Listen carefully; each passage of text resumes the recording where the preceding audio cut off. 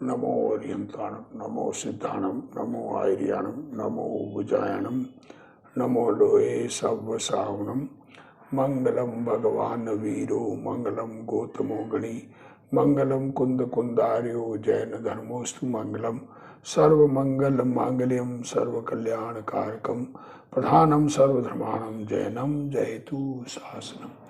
नमो तीर्थनायक ने नमो ओंकार नाद ने ओंकार संघर्यो जैने नमो ते कुंद कुंद ने अहो उपकार जिनवरनो कुंदनो धन दिविनो जिन कुंद धनी आप्या अहो ते गुरु कहानो।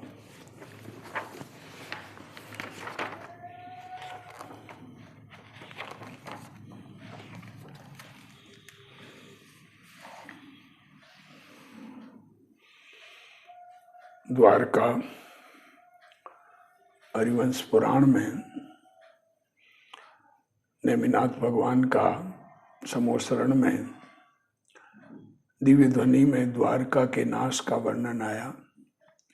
लोग द्वारका को बचाने में लगे। जब भगवान की वाणी में जो बात आई है वो भगवान के ज्ञान से निकली हुई बात बदल नहीं सकती, इसका जिनको भरोसा नहीं वो लोग उस उपाय में लग जाते हैं कि किसी प्रकार से भी हम बचा सकें। तो जैसे द्वैपायन जी मुनि बन के रोहिणी का भाई द्वैपायन मतलब बलदेव के मामा, बलराम के मामा, पद्म के मामा, वो मुनि बन के दूर चले गए रहने। जरत कुमार जंगल में चले गए। कभी जरत कुमार के हाथों कृष्ण की मृत्यु होगी तीर से, तो वो दूर चले गए वो भी, और शराब आदि बाहर फिकवा दी। सब कार्य ऐसे बचाने की उपायों में लग गए। पर जिनको धर्म पर श्रद्धा थी उन्होंने वैराग्य आकर मुनिपणा आदि ले लिया और बहुत प्रयत्न किया द्वारका को बचाने का। और लोग बाग जंगल में रहने भी चले गए कि अब हम जंगल में रहें, पर रहते रहते थक गए और 12 वर्ष का कैलकुलेशन भूल गए और शहर में रहने आ गए। और द्वैपायन भी कैलकुलेशन भूल गए और उधर द्वारका के पास आ गए। अब यादव कुमार गए बाहर जंगल की तरफ और उनको प्यास लगी, तो उन्होंने जो पानी पिया, बरसात से पानी कुएं में जो शराब गिराई गई थी लोगों ने बाहर, वो और आजू बाजू में जो पत्ते आदि थे उनके असर से शराब बहुत असरदार शराब बन गई उस कुएं में, और उसका पानी पी लिया और बेभान होकर द्वैपायन का अपमान किया। अपमान करने से द्वैपायन क्रोधित हो गए और क्रोधित होकर उन्होंने अंदर में बहुत क्रोध की आग में जल रहे थे। यादव कुमार द्वारका लौट आए शहर घूम के जंगल से, और बात कृष्ण बलराम को मालूम पड़ी। वो क्षमा याचना करने गए पर द्वैपायन क्षमा नहीं कर पाए। अंदर में तीव्र कषाय का परिणाम, उन्होंने सिर्फ 2 हाथ उंगलियां की, मतलब 2 लोग बचेंगे कृष्ण और बलराम, बाकी बचने का चांस नहीं। और वो वहाँ से अग्नि कुमार देव बने और अग्नि कुमार देव ने द्वारका जलानी शुरू कर दी। अब द्वारका जल रही है। लोग बाग के जो इनको वैराग आया वो तो मुनि बन गए, शंभु कुमार आदि यादव कुमार मुनि बन गए। अब कृष्ण को वैराग आया नहीं और बलदेव को कृष्ण के प्रेम की वजह से वैराग नहीं आया। कृष्ण का तो वैराग का नियोग ही नहीं, ऐसा स्थिति थी।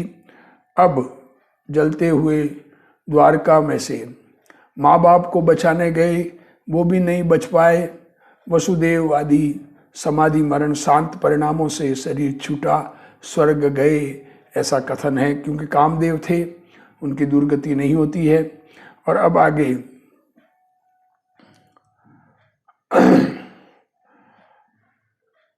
क्योंकि उनके आर्त रौद्र ध्यान का कारण नहीं बना जिन्होंने समाधि धारण की। अब बाकी जो भी जिसकी जैसी स्थिति उस प्रकार का हुआ। अब 4 प्रकार का उपसर्ग है। उपसर्ग 4 प्रकार से आता है। देवकृत, देव आके उपसर्ग करे, कोई अनुकूल उपसर्ग करे, कोई प्रतिकूल उपसर्ग करे। मनुष्यकृत, मनुष्यों को कषाय आ जाए उससे उपसर्ग हो जाए।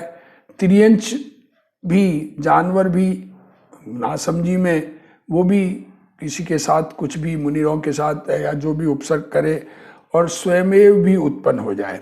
ये 4 प्रकार के उपसर्ग मिथ्या दृष्टि जीवों को, जिनके भी ये 4 प्रकार का उपसर्ग आता है, देवों का किया हुआ, मनुष्यों का किया हुआ, त्रियंच का किया हुआ, और स्वयमेव उत्पन्न हो जाए, तो मिथ्या दृष्टि जीवों को आर्द्र ध्यान और रौद्र ध्यान होता है। अंदर में पीड़ा चिंतवन, इष्ट वियोग का शोक, अनिष्ट संयोग का शोक, दुख होता है, इष्ट वियोग, अनिष्ट योग, पीड़ा चिंतवन, और अंदर में निदान कर लेते हैं कि अभी मैं इतनी तपस्या की, इसके फल में कुछ बनूं, ऐसा। और रौद्र ध्यान, कषाय आदि, तीव्र कषाय आदि का परिणाम, क्रोध मान माया लोभ का परिणाम उपसर्ग के काल में, ऐसे परिणाम रौद्र ध्यान के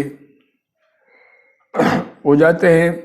और सम्यक दृष्टि जीवों को कदापि भी कुभाव के कारण नहीं, सम्यक दृष्टि जीव को ऐसे परिणाम आते ही नहीं जो कुभाव उत्पन्न हो। जो साचे जिन धर्मी हैं, जिन तिनका मन मरण आए कायर नहीं होए, हा क्या कह रहे हो।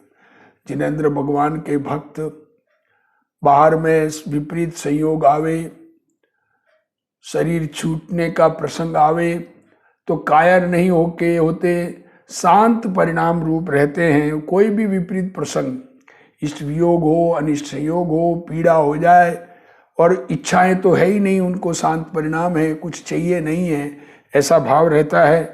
किसी भांति मरण होवे और किसी समय होए, उनके दृढ़ता ही है। मरण हो जाए या नहीं होवे। और अज्ञानी जीवों के मरण समय क्लेश सबों के होए है, इसलिए कुमरण कर कुगति जाए है। और जो सम्यक दर्शन कर शुद्ध है, महापवित्र है, मन जिनके सो समाधि मरण कर स्वर्ग पावे। ये बात प्रथमानुयोग में कह रहे हैं। सम्यक दृष्टि जीव, जिसको आत्मा अनुभव में आया हुआ है, आत्मा जिसे आत्मा में अपनापन है, वो जीव दुर्गति नहीं जाते, स्वर्ग ही जाते सामान्य रूप से। पहली नरक तक पूर्व का बांधा हुआ हो सम्यक दर्शन से पहले, तो कदाचित पहली नरक में जा सके, पर सामान्य रूप से स्वर्ग गमन होता है और परंपरा से मोक्ष होता है। जो जिन धर्मी है, तिनके यही भावना है, जो संसार विषय उपजा है सो अवश्य मरेगा। उत्पन्न हुए हैं तो मृत्यु तो निश्चित है। अपने आप जाए, इष्ट वियोग हो जाए, अनिष्ट आ जाए और खुद के शरीर का नाश हो जाए, इसलिए हमारे समाधि मरण हुजियो। जो उपसर्ग भी आए बने तो भी हमारे कायरता न हुजियो, ये भावना सम्यक दृष्टियों के सदा रहे हैं। धन्य है वह पुरुष जो अग्नि की शिखा के समूह कर भस्म होते हुए भी समाधि को नहीं तजे है, और कलेवर को तजे है। जो तप करना तो निज पर के सुख के वास्ते और सत्पुरुषों का जीवना है, सोई निज पर के कल्याण के वास्ते। सम्यक दृष्टि अपने और पर के कल्याण जीवित रहते हुए स्वपर के कल्याण में लगे रहते हुए हैं। मरण समय भी किसी पर द्वेष न चिंतवे। शरीर छूट जाए पर किसी से द्वेष का परिणाम नहीं आवे। क्षमा भाव से देह तजे, यह संतों की रीति है। और द्विपायन ने तप भी बिगाड़ा और मरण भी बिगाड़ा। अब द्विपायन के बारे में कह रहे, उनका तप भी नष्ट हुआ, मृत्यु भी बिगड़ गई, क्योंकि ऐसे देव में उत्पन्न हुए, अपना नाश किया और अनेक जीवों का प्रलय किया। विमानवासी देव होते थे, उसकी जगह अग्नि कुमार देव बने। दुष्ट निज पर को दुखदाई भया, खुद को भी दुखदाई और दुनिया को भी दुखदाई हुआ। ऐसी होनहार है, वैसा होता है, पर परिणाम इस प्रकार के है। ये उसकी बात करें।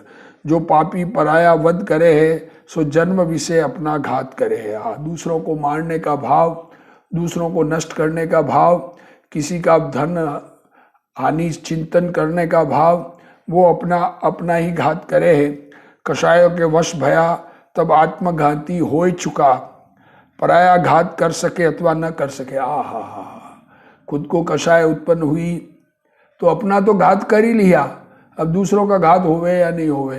क्रोध उत्पन्न हुआ तो क्रोध से स्वयं का तो घात हो गया।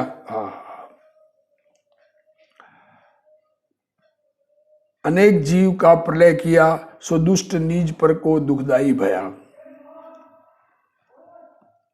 जो पापी पराया वध करे, सो जन्म विषय अपना घात करे। कसायों के वश भया तब आत्मघाती हो चुका, पराया घात कर सके अथवा न कर सके। क्योंकि अगले का घात तो अगले के उदयाधीन है, हमारे अधीन नहीं है। उनका घात तो उनके प्रारब्ध के अनुसार है, और इसने उनका घात विचारा तब आत्मघाती हो चुका। और जीव हिंसा का पाप इसे लग चुका, दूसरे को हनु ऐसे भाव करना, सो जलते लोहे को गोले को उठाए दूसरे को मारना है। सो वह तो मरे अथवा न मरे, यह तो जल ही चुका। सो जो कषायों के वश भया सो आत्मघाती है। किसी को तो तप निर्वाण का कारण हुए है, और द्विपायन को तप दीर्घ संसार का कारण भया। ये जीव अनादिकाल का कर्मों के वश है, सो इसके अपराध कहाँ तक कहिए। संसारी जीव तो अपराधी ही है, परंतु विवेकी तिन ही को ही मोह बेरी मोहित करे है।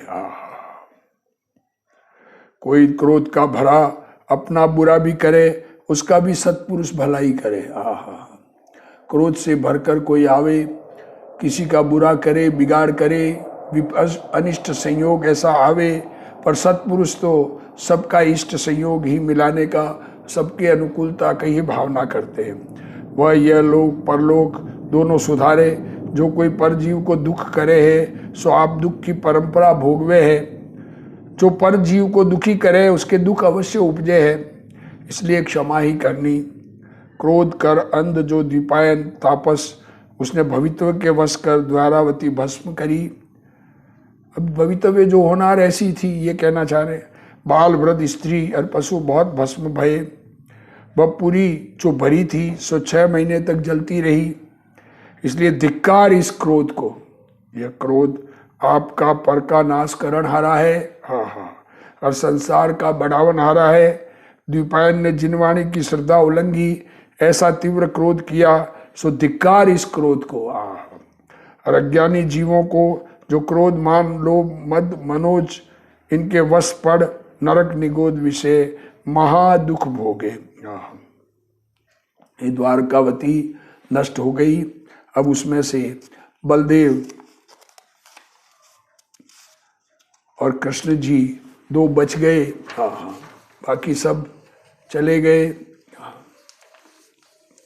अब अगला सर्ग अरिष्टनेमि पुराण विषय हरिवंश जिन सैन्याचार्य कृतो द्वारावती विनाश वर्णनो नामा 61वां सर्ग समाप्त हुआ। अब 62वां सर्ग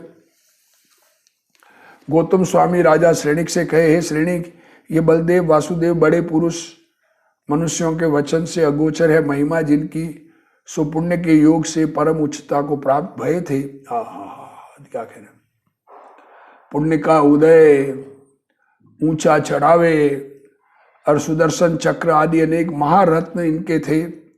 भरत क्षेत्र के भूपति, पुण्य के क्षय से रत्नों से रहित भय, बंधु वर्ग से वर्जित भय।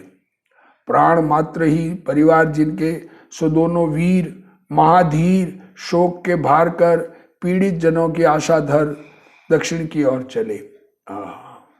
पांडवों को दक्षिण मथुरा जान,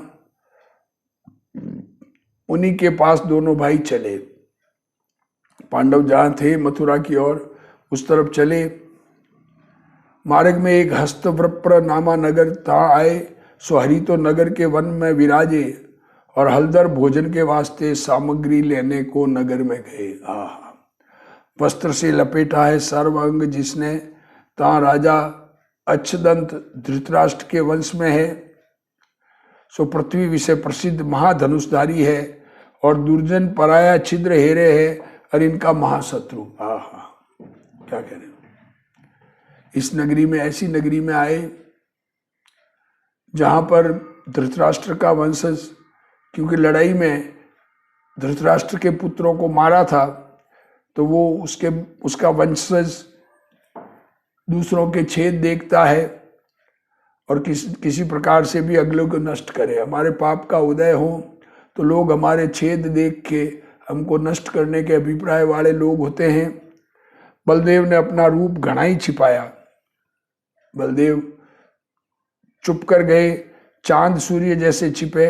बलभद्र के रूप की पास कर खींचे हुए नगर के लोगों के समूह इनके आसपास भेड़े हो गए।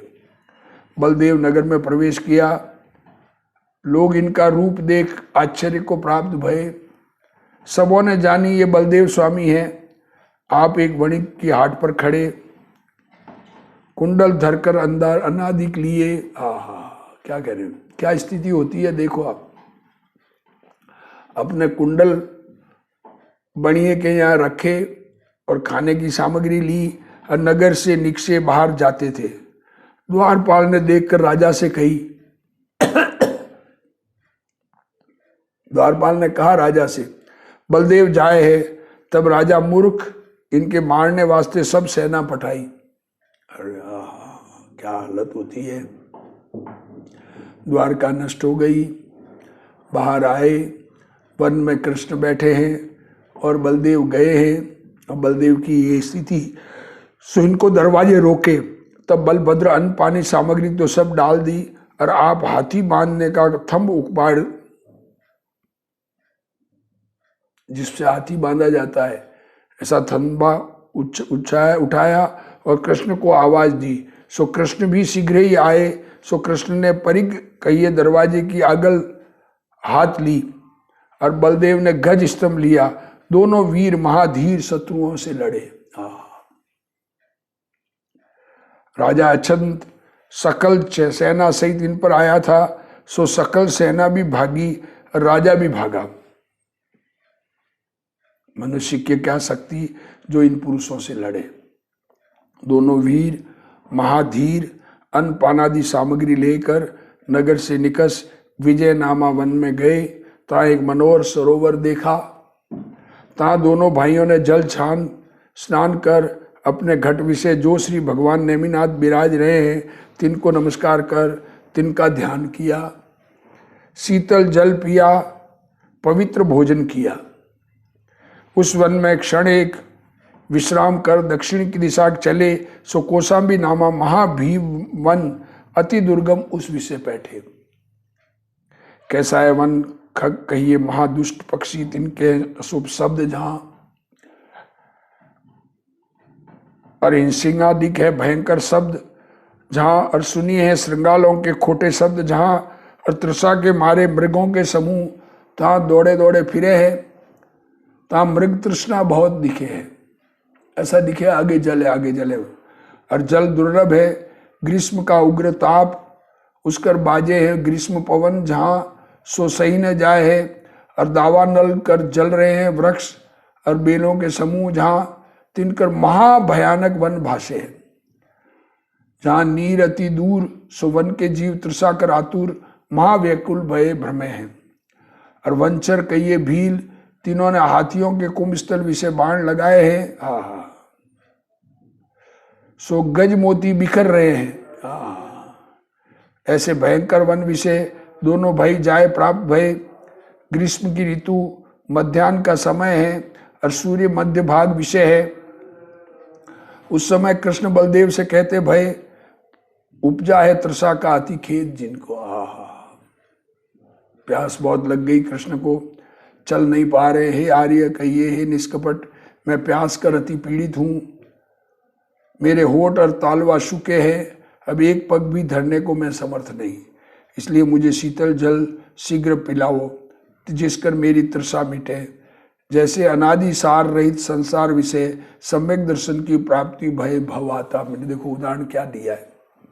प्यास लगी पानी की, देखो अर्धचक्री, और सारी सेना को दोनों ने मिलकर भगा दिया बलदेव और कृष्ण ने। यूं समझो, ऐसा नहीं है कि द्वारका नष्ट हो गई तो इनका बल नष्ट हो गया, परंतु प्यास लगी, देखो उदय जिस प्रकार का आया, ऐसा उदय आया कि प्यास लगी और चलना दुर्लभ हो गया। जिस प्रकार सम्यक दर्शन प्राप्त होने पर आनंद होता है, वैसे मुझे पानी मिलने पर आनंद आएगा, ऐसा कह रहे हैं। अनादि संसारी जीव को आत्मा का अनुभव होने पर आताप मिट जाता है, संसार का आताप। इस भांति कृष्ण ने बलदेव से कही। आहा, कैसे है कृष्ण, स्नेह के भार कर कोमल है मन जिनका, और तृषा के दाह कर उष्ण निक्षय है श्वास जिनके, ऐसे हरि तिनको हलदर कहते भय हे भ्राता, हे तीन खंड के तात, मैं शीतल जल तुझे लाए कर पिलाऊंगा। इतने तुम जिन स्मरण रूप जल कर तृषा को बुझाओ, तुम तो जिनवाणी रूप अमृत के पान कर सदा तृप्त ही हो। और ये जल तो तृषा को अल्पकाल ही मिटावे है, फिर तृषा उपजे। तुम जिनवाणी का अभ्यास करो और श्री जिनराज का स्मरण रूप जल तृषा को मूल से मिटावे है, इसलिए जिन स्मरण करो। हे हरि, तुम जिन शासन के वेता, ये शीतल वृक्ष की छाया, ता तू शयन कर तिष्ठ, मैं तेरे वास्ते शीतल जल लाऊं। हे हरि शीतल चित, तू अपने शांत भाव रूप भवन विषय भगवान जिनेश्वर को थाप। बलराम कह रहे हैं, बलराम तो सम्यक दृष्टि धर्मात्मा है, कृष्ण को आत्मा अनुभव से च्युत हुए हैं, पर ऐसा उपदेश दे रहे हैं। ऐसा छोटा भाई को बड़ा भाई उपदेश देकर जल के लाए हुए वास्ते बहुत दूर गया। कृष्ण के दुख कर दुखी है चित्त जिसका, सो अपना खेद न विचारा। खुद तकलीफ में, खुद को भी तो प्यास लगी होगी ना, विचार करें, ऐसा विचार करें। बलदेव को प्यास नहीं लगी होगी, बड़े भाई है, पर कृष्ण पर बहुत प्रेम, और अपना दुख नहीं देख के कृष्ण का दुख देख कर जा रहे हैं। हरि कर खेद हरने को हलदर गया। कैसा है हलदर, जिसके हृदय विषय हरि ही बस रहे हैं। सो भाई सो जल को गया, और जगत को सुखदाई वासुदेव जगदीश ध्यान करे। सघन वृक्ष की छाया, कोमल पृथ्वी विषय पीताम्बर ओढ़े पौड़ा, लेट गया। बाएं घोड़े पर दाहिना चरण धर, हरि ने खेद दूर करने के वास्ते क्षण एक विश्राम किया। उसी समय देव योग से जरत कुमार तहाँ आए निक्षा। देखो, वह पापी मृग्या के अर्थ वन विषय अकेला भ्रमता था। शिकार कर रहा था, उसके परिणाम शिकार के, हालांकि है भाई कृष्ण का ही, पर परिणाम शिकार करने का। हरि ही के प्राण की रक्षा वास्ते स्नेह के भार कर भरा, द्वारका से निकस दूर वन विषय आया। कृष्ण को मेरे अब हाथों से मरना है, ऐसा सुन करके वो आया था, और वंचरों की न्याय वन में बसता था। सो भवितव्य के योग कर तहाँ आया। धनुष है जिसके हाथ में, सो दूर ही से देखता भया। वह न जाने वसुदेव है, केशव लेटे हुए थे, सो इनका पीताम्बर पवन कर हिलता था। सो उसने जानी ये सूते मृग का कान है, ले क्या कहते, सोया हुआ मृग, उसका कान हिल रहा है। ये विचार पापी पारदी ने धनुष के बाण लगाकर चलाया। सो हरि के चरण विषय आए लगा, पगथली भेदी गई। तब आप शीघ्र ही उठे और सब दिशा निरखी, सो वृक्ष के आश्रय नजर न पड़ा। तब केशव कहते भय, इस वन विषय हमारा शत्रु कौन है, जिससे हमारा पांव बीधा।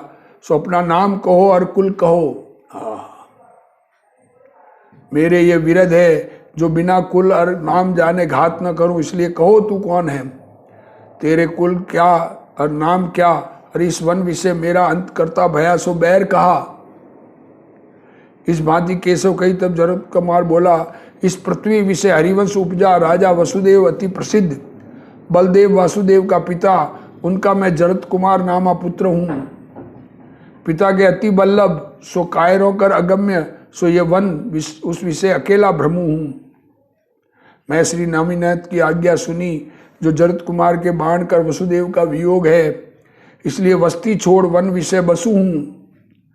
मुझे वन में बसते 12 वर्ष भये, सो मैंने उत्तम पुरुषों का वचन अब तक यहाँ सुनना सुना। तुम कौन हो सो कहो। ये वचन जरत कुमार के सुनकर मन में जानी, ये भाई जरत कुमार है, इसने पूर्व कर्म के उदय से जिन धर्म न जाना, इसलिए पारधी की न्यायी ब्रह्म है। तब केशव बोले, हे भाई यहाँ आओ। इसे अति आदर से बुलाया। सुचरित कुमार भी वासुदेव को जानकर हाय हाय करता धनुष बाण डाल हरि के पांवों पड़ा। तब हरि ने इसको उठाए कर उर से लगाया। वह माँ शोक रूप सो से कही, हे ज्येष्ठ भ्राता, तू शोक मत कर, भवितव्यता दुर्लभ है। तुम मेरे प्राण के अर्थ सुख संपदा तजी और प्रमाद तजा और चिरकाल वन का निवास किया। भवितव्य के निवारने का प्रयत्न बहुत ही किया, परंतु भवितव्य न टले। जो होनहार है सो निश्चित है। जब देव परान्मुख होए तब कोई कहा यत्न कर सके। इसलिए तुम अब शोक तजो और पाप का त्याग करो। अब श्रावक के व्रत धरो। तब उसने हरि से वन के आगमन का वृतांत पूछा। तब हरि सब कथा आद्योपांत कहते भय। जो द्वारका का दाह भया, जे वैराग्य भय ते ही बचे और सब भस्म भय। तब यह गोत्र का नाश सुनकर अति विलाप करने लगा और कही, सब गोत्र की यह भई और तुमसे मैं यह करी। अब मैं कहाँ करूं और कहाँ जाऊं, कैसे चित्त समाधान होए। मेरा अपयश भी बहुत भया और मैंने मोटा पाप उपार्जिया और महादुखी भया इत्यादि विलापकार करता जो जरत कुमार उसे वासुदेव स्वामी कहे, हे राजेंद्र, प्रलाप तजु, ये जगत के सकल जीव अपने उपार्जित कर्म का फल भोगवे। इस संसार विषय सुख और दुख का दाता कोई शत्रु और मित्र नहीं। निश्चय थकी विचारिए। देखो क्या कह रहे हैं, इस संसार विषय सुख और दुख का दाता कोई शत्रु और मित्र नहीं है। हम किसी को सुख दुख का दाता समझे, ऐसा है ही नहीं। निश्चय थकी विचारिए तो कर्म ही सुख दुख का दाता है। अनुकूल प्रतिकूल संयोग, ये सुख दुख मतलब एक्चुअली तो दुख आत्मा के अज्ञान से होता है और सुख आत्मा के ज्ञान के से और आत्मा में स्थिरता से होता है। परंतु बाहर में संयोगिक रूप से विपरीतता और अनुकूलता कर्म उदय से होती है। मुझे जल ध्यावने प्यावने के अर्थ बलदेव जल ध्यावने गए हैं, सो वे न आवे तो तुम शीघ्र जाओ। कदाचित तुम पर उनका क्रोध होए और वे तुमको मारे तो अपना वंश ही न रहे, और वंश में तुम ही रहे हो, ताते तुम श्रावक के व्रत धरो और पांडुवन पर जाओ। पांडुवन पर जाओ, पांडवों के पास जाओ, सबको उसको सब वार्ता कहो। वह अपने परम हितु है, पारंबडव हितेशी है, हमारे कुल की रक्षा के अर्थ तुमको राज देवेंगे। ऐसा कह केशव ने जरत कुमार को कौस्तुभ मणि दी और कही, ये सहनानी चिन्ह में पांडव तिहारा आदर करेंगे, और या मणि को तुम मार्ग में छिपाए कर ले जाइयो। ऐसा कह इसको मणि दे विदा किया और क्षमा कराई। वहाँ ने कही, हे देव, मेरी क्षमा है, आप क्षमा करियो। और कौस्तुभ मणि ले वह चला और बहुत यत्न से उनके पांव का बाण काट वह तो गया और हरि के बाण के घाव की अति वेदना भई। तब आप उत्तर की ओर मुख कर पल्लव देश विषय श्री नेमिनाथ विराजे है, तिनको नमस्कार किया और पंचो नमस्कार मंत्र का स्मरण किया। भगवान नेमि जिनेन्द्र यादवन के ईश्वर वर्तमान तीर्थेश्वर, तिनके अनंत गुण स्मरण कर हाथ जोड़ बारंबार नमस्कार किया और भूत भविष्य वर्तमान तीनों काल के सर्वे तीर्थंकर, तिनको और सकल सिद्धन को साधुन को जिन मार्ग को प्रणाम कर चौ शरण ले पृथ्वी के नाम पृथ्वी पर पौड़े। उत्तर की ओर सिर किया, दक्षिण की ओर पांव किए और वस्त्र से ढकाए सर्वांग जिनका। और संसार की माया से निवृत्ति है बुद्धि जिनकी, सब जीवन विषय मैत्री भाव के धारक, मन में ऐसा शुभ विचार करते भय। मेरे पुत्र पौत्र स्त्री भ्रातर पुरुजन और बांधव, जे अग्नि के उपद्रव पहले ही संसार का त्याग कर सर्वज्ञ वीतराग का मार्ग आराध्य भय और तप विषय प्रवर्ते थे, धन्य है। उनकी देखो कैसी भावना, त्यागियों के प्रति भक्ति का भाव। और जे अग्नि के उपद्रव भय मेरी हजारों रानी और बंधु वर्ग परम समाधि योग कर देवलोक गए। अग्नि के उपद्रव कर भी जिनके कायर भाव न भया, ते धन्य है। और मेरे अप्रत्याख्यान कसाय का उदय ताकर महाव्रत पले और श्रावक के व्रत हूँ न पले, केवल सम्यक तो ही धारण भया, सो ही मेरे हस्तावलंबन है। सम्यक दर्शन हो गया। देव वीतराग गुरु निर्गन साधु धर्म जीव दया, मेरे ये श्रद्धा दृढ़ है इत्यादि शुभ चिंतन करते होनहार तीर्थेश्वर वासुदेव परलोक पधारे। वे महाप्रवीण 3 खंड के स्वामी नारायण अर्ध भरत का राज कर प्रजा को भी आनंद उपजाया, बहुत दिन सुख दिया किया। यादव वंश रूप समुद्र के बढ़ावने को चंद्रमा 1000 वर्ष का आयु पूर्ण कर कौशाम्बी नामा वन से परभव पधारे। उन पुरुषों ही का शरीर स्थिर नहीं तो और उनकी क्या बात। ऐसे महापुरुष, उनका शरीर भी स्थिर नहीं तो दूसरों की क्या बात। इति श्री अरिष्ट नेम पुराण संग्रह हरिवंशे जिन सेनाचार्य कृतो हरि परलोक गमन वर्णो नामा 62वां सर्ग 62वां सर्ग समाप्त हुआ। अब 63वां सर्ग क्या होता है बलदेव आने पर और कैसे किस प्रकार की स्थिति होती है, बलदेव को कैसे वैराग आता है, उस सब का कथन आगे आएगा और उसको हम स्वाध्याय करेंगे। अभी वर्तमान में अपने वैराग्य भाव का पोषण करना, अंत किस प्रकार होता है, धन दौलत इज्जत वैभव कुछ काम नहीं आती है, अपना स्वरूप का आश्रय किया हुआ ही हमारे भविष्य में काम आएगा, ऐसी भावना पाना। हे जिनवाणी भारती तो ही जपू दिन रैन, जो तेरा शरणा गहे सो पावे सुख चैन। जा वाणी के ज्ञान ते सूझे लोकालोक, सो वाणी मस्तक नमो सदा देथु ठोक। जिनवाणी मात की जय।